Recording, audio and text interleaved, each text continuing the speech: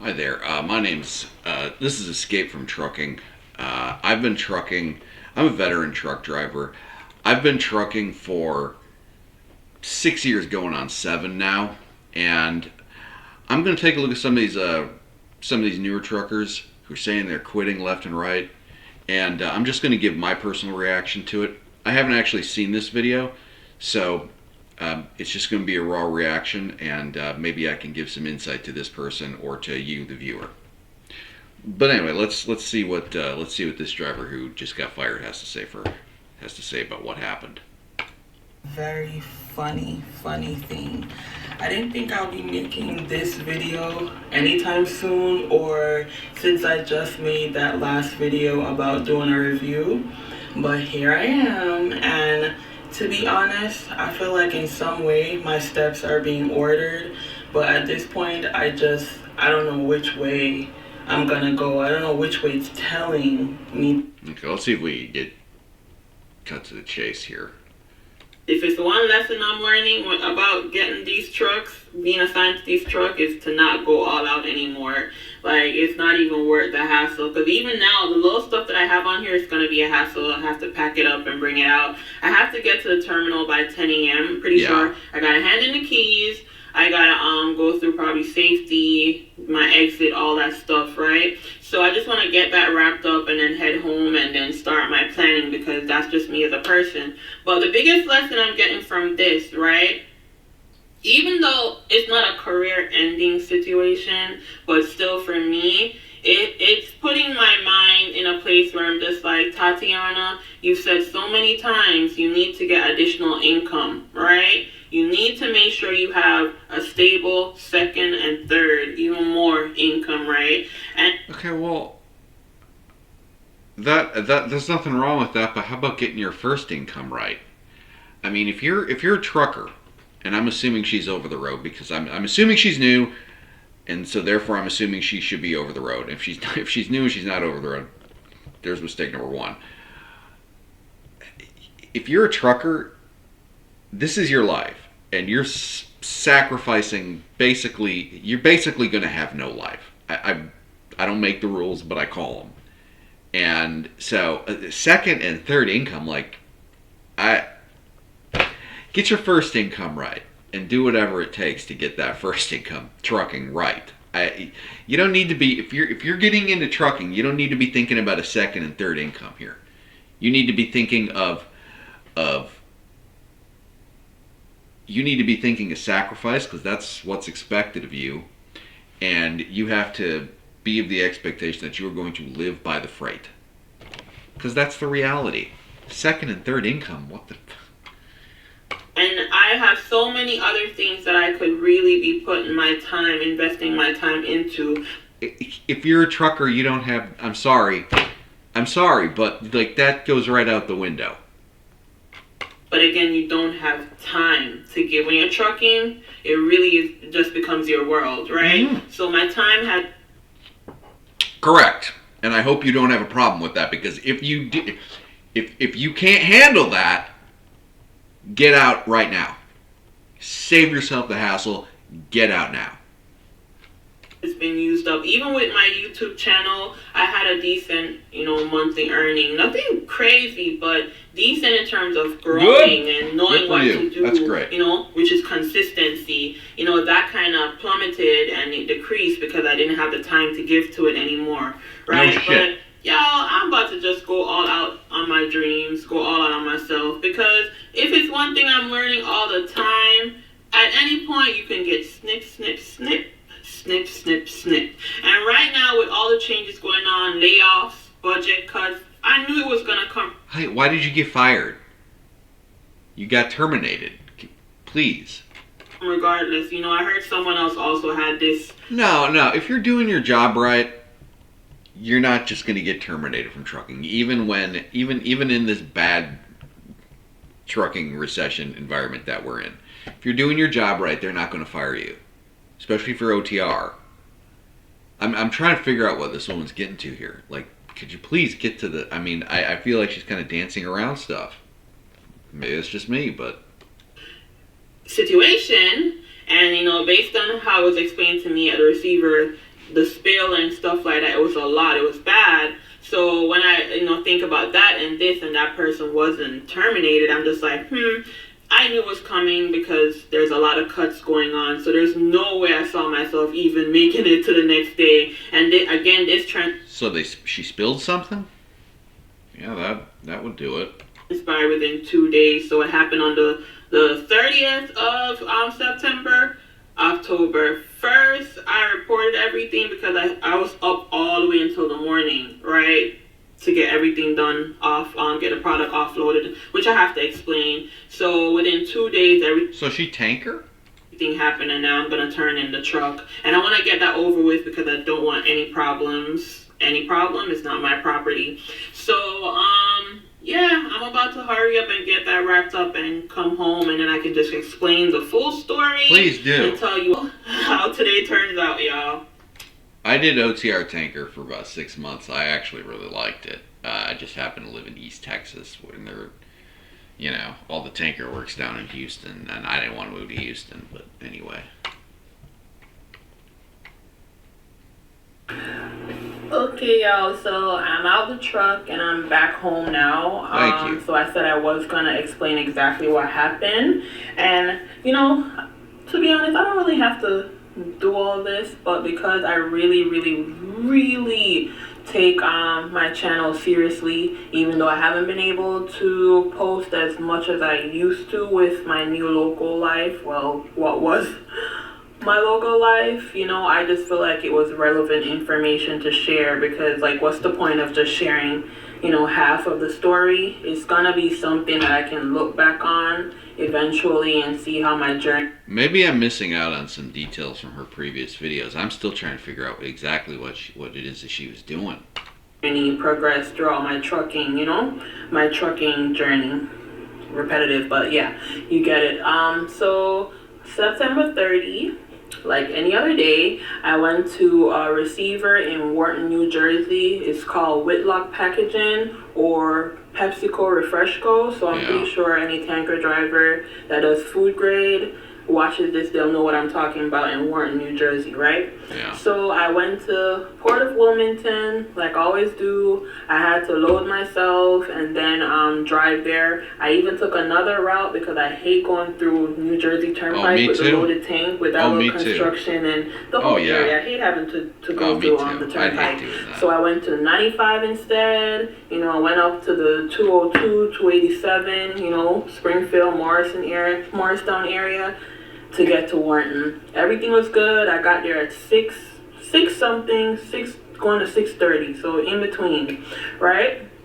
Normally when I get to Wharton, I would just pick up the empty trailer that was offloaded and sitting in the bay, and it's like that tight ass bay, and then I would have to drop my loaded trailer, couple to the empty trailer, drop the empty trailer in the lot somewhere, couple back to my loaded trailer, and then drop it in the bay, uncouple from the loaded trailer that I just dropped, hook up back to the empty trailer, and then head to whichever tank wash, either Ben Salem or I have to bring it into OJ Kearney, New Jersey, right?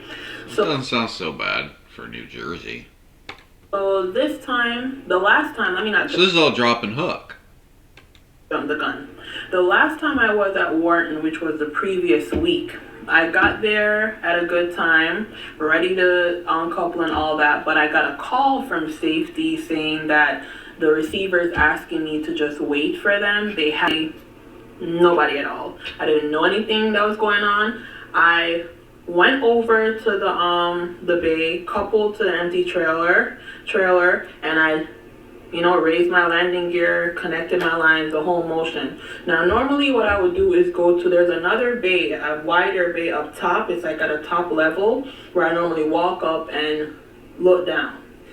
Y'all, this time I did not do it, and I have to be honest about what happened because realistically, communication was bad. But I have to also remember when we did our tests, right? CDL tests, our endorsement tests, a lot of the questions asked you, whose responsibility is it? Whose responsibility? And a lot of the questions, I know many of us said it's not our responsibility, but realistically, drivers have a lot of responsibility and we have to Oh take yeah. it seriously. So it's like one slip, you can slide. And that's what happened to me. So I didn't do my walk around.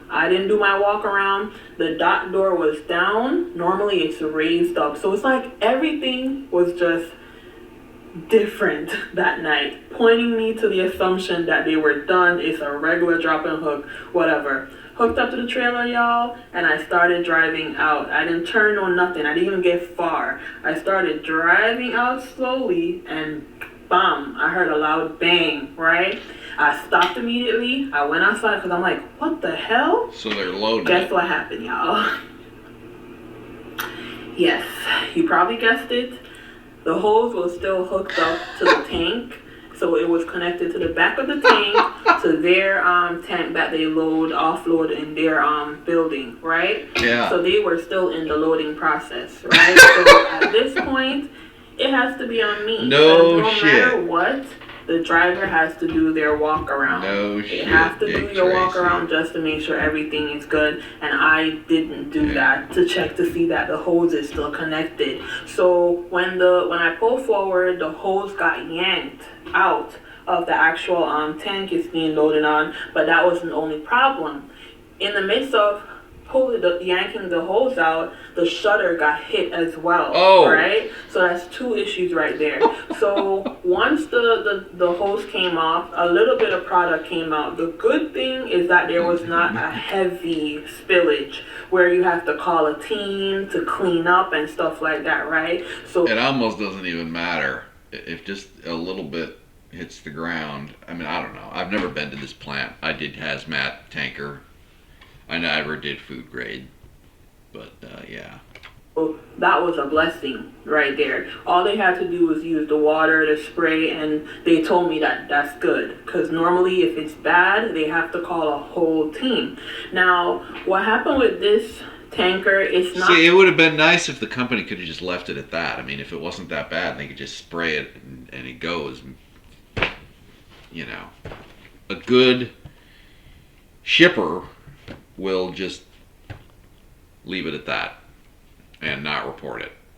Not the one where you have the cabinet with all your valves where you can connect the hose to. Especially if this is food grade, right? It's the It's not a hazmat with the spill. long stem, metal stem, Yeah. basically for the valve, where you connect to right there, right? So you'd have to push it in and tighten it to close the valve.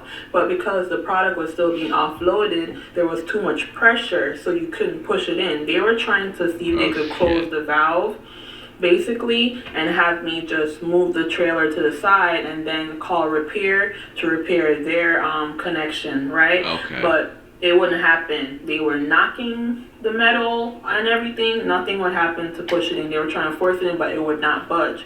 So 2 hours, basically, so Wow. around 6 something, That so sucks. after 8 p.m., they finally worked together, the team, and I stood there and watched everything, because at that point, I just wanted to see what the outcome would be. They worked really good as a team to get everything fixed again, decently fixed, not 100%, but enough where the product could be offloaded. So they had me slowly reverse as close as I could to have the hose connect to their tank again, right? So we did get the product offloaded, but because of the issue or any damages to the hose, it went from 8:30 something to 2 a.m. in the morning before that product was offloaded. So I had to basically wait till 2 a.m., then hook up to the empty trailer. Well, I was still hooked up to the empty trailer because remember, I tried to move it.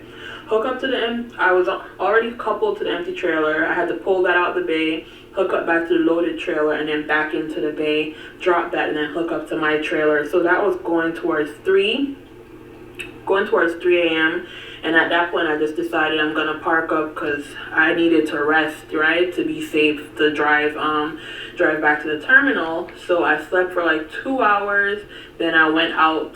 I drove to Ben Salem, dropped the tank off and everything. And to be honest, y'all, when I was at Wharton and everything, I already made it. Like, I made peace with myself to just come to terms that I know the outcome would not be good, right? I didn't know the severity, or what the end conclusion would be, but I know the outcome wouldn't be good, and I'm going to tell you why. Right now, with everything going on, funny, ironically, I just made that video, right, about not doing a review. Life is just the biggest comedy ever when you think about it. Yeah, so I just made that video, right? And it's a lot of stuff going on. You got budget cuts here, stuff getting thrown out or whatever. I won't go into You getting fired has nothing to do with budget cuts. It's got nothing to do with budget cuts. details, right? So realistically, if you slip right now, you slide. If you slip right now, you slide. And right now, I think the only things being hired for is team drivers. That's really what's being pushed, which we all know as truckers that for a while team driving is the most effective thing for them right now. You know what I'm saying? They get more out of it. So team driving is the only thing that's being pushed. So I feel like for solo drivers right now, OTR, that's where probably the layoff was going on. But with this situation, I just feel like with the local team, because remember how I was saying the local team are good? The local team, I just feel like it's the same thing. Anything that could possibly happen, any mess up, and it's stuff that was probably forgiven before, I don't think it's going to be forgiven now. And yeah, I think that's probably true. Back when they needed truck drivers, they would forgive little mistakes like that. Right now, the reason why I said that is because this happened before, and I heard that person didn't get fired.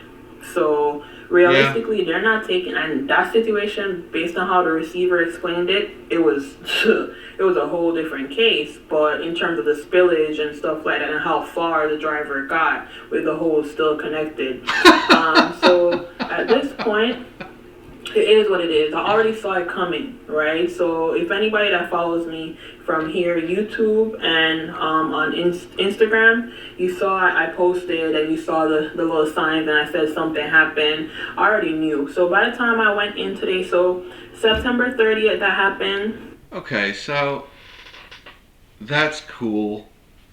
And I think there's a lot of stuff that she's saying is true. Back when the economy does slow down and the situation is difficult, those team drivers, the truck makes a lot more revenue when you have two people on it. The operation is a lot more efficient. There's more operating leverage because you're getting more money for the same overhead, if that makes sense. And so they will be more eager to hire teams. And they will be more forgiving at teams because the margins are better, right? So, I mean, if you get fired from something like this, if you're relatively new, I'm assuming she's relatively new. If you're, I might be wrong, but if you are relatively new to trucking and you do get fired, depending on what happens, you should be okay. But be prepared to go back over the road. Be prepared to do teams, maybe. Sometimes you gotta make sacrifices. When times are tough, that's where it is. That's where the job security is. And she is right in that sense. I reported it once I got to the terminal October 1st in the morning. And by the end of the day, it was mentioned I have to bring the truck in. Yeah. So I cleaned out my truck this morning. Yeah, good idea. Dropped the truck off. Good spoke idea. to safety. Good idea. Did my exit phone call or whatever. And to be honest, I'm gonna say something that's kind of weird because probably I should be sad or whatever, but at the same time I was very appreciative of it. It wasn't a case where they were down on me, beating me up, saying this and that. They really kind of set it up in a way where anything that's added to my report is going to be on me to explain it and stuff like that. They're not going to be vindictive and go out their way to mess up my record. They have to report something, understandably. But they told me that basically if anything, when it falls off, I am considered rehireable. So they did tell me I can come back, but it's just, right now, I don't really go backwards in life, but I like having that option. So I don't have anything bad to say. I appreciated how everything was handled. To be honest, nobody saw me. If anyone saw me, they were in their truck and they don't know what the heck is going on. So if I would have to figure out my next move, if I'm to be more transparent, I don't really know what I'm gonna do. If I'm gonna still try to do tankers to get my 1 year in, because I'm at 6 months. See, yeah, she's a rookie. Get my 1 year in, and I have what, 3 October, November, December, just 2 months, because December 5th makes it 2 years in terms of my trucking journey, right? So Okay, so she's been a trucker for 2 years. That's not too bad. I have 2 months for it to be 2 years, right? So I'm not far away from that, but I wanted my full year with Tanker. So it's deciding, am I gonna stick with Tanker or am I gonna go back to reefer or dry van? That's really the biggest thing to me right now. But what I will say is, it's just too many signs. I need to have multiple streams of Oh, income. please. So this week I have promised myself to Oh, really go please. heavy into my content, go Oh, heavy shut into up. my social media because Oh, I shut up. What up, YouTube? Y'all know who it is, man. It's Watt. Sorry, I couldn't take that. That was awful. I'm just gonna. What up? You know what, y'all? Okay, there she is. Hold on.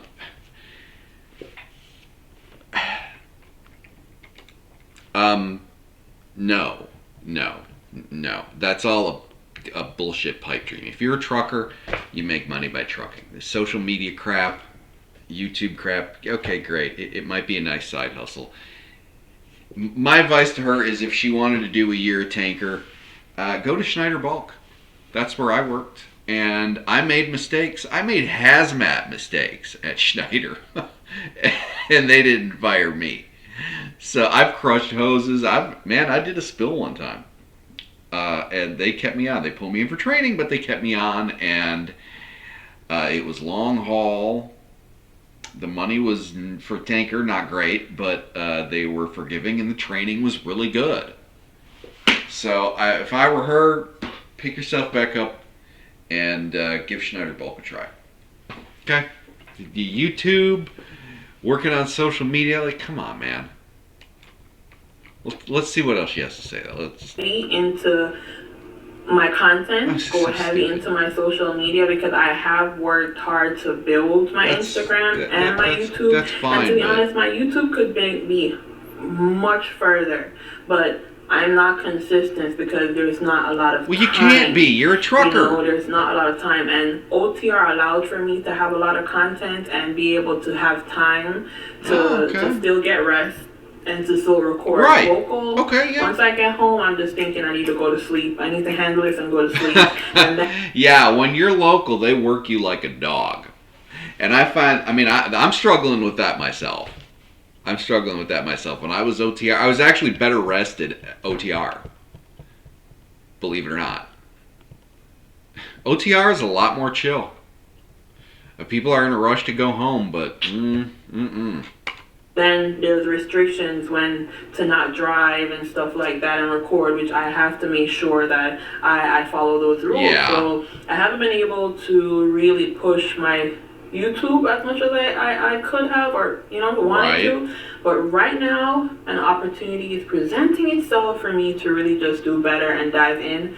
And that's what I'm going to use this week for. Like I always said, I wanted this channel to become more information based, where it's not just a regular vlog about my trucking life, but where people can go back into my videos and be able to gather information. You know what I'm saying? I want it to be something super beneficial. So I think now's the opportunity to use it wisely with everything that's going on out here right now, right?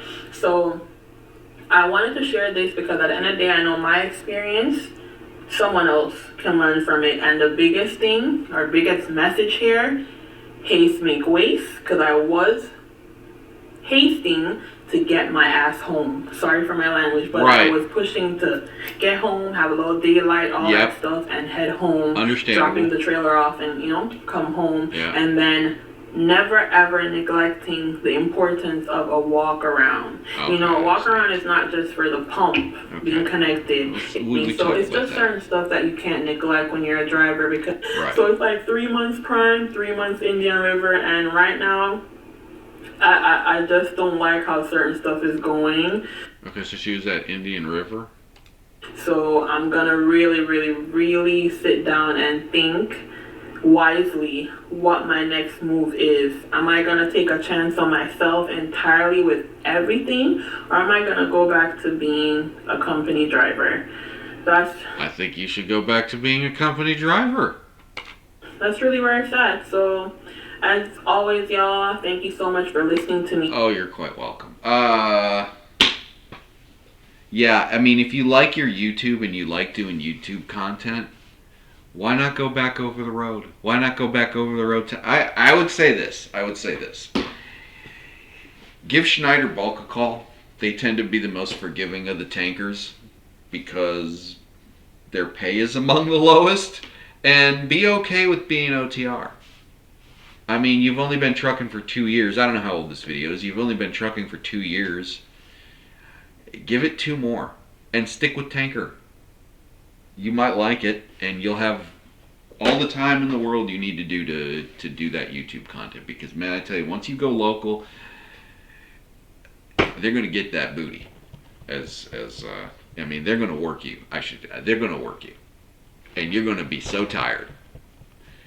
OTR, much more chill. Plenty of time to work on your YouTube. And you can go right back and you can do that 1-year tanker journey thing that you were doing. That's my suggestion. I don't know what she ended up doing. But I guess she has some choices to make. And we all do. I mean, I've made plenty of mistakes too. So, good on ya. And I hope it worked out. Hope it works out.